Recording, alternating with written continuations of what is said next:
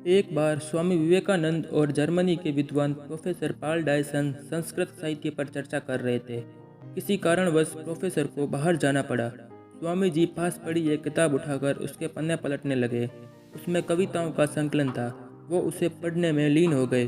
थोड़ी देर बाद प्रोफेसर अपना काम निपटा कर लौट आए, लेकिन स्वामी जी किताब पढ़ने में इतना खो गए थे कि डायसन के लौटने का उन्हें पता भी नहीं चला।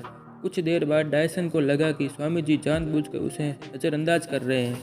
पूरी किताब पढ़ने के बाद जब स्वामी जी ने अपनी गर्दन ऊपर उठाई तो डायसन को सामने देखकर वो बोले, क्षमा कीजिएगा, मैं पढ़ रहा था, इसलिए आप कब आए इसका पता भी नहीं चला। स्वामी जी द्वारा माफ़ी मांगने के बावजूद डायसन के मन का मलाल खत्म नहीं हुआ।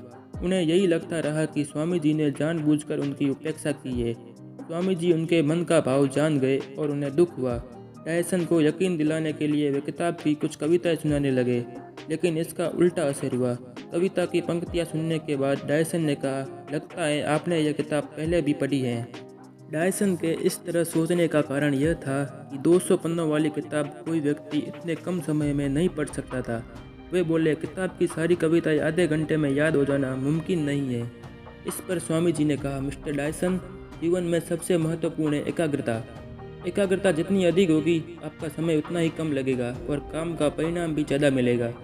जीवन में कोई भी काम करो तो पूरे मन से और दृढ़ एकाग्रता के साथ करना चाहिए।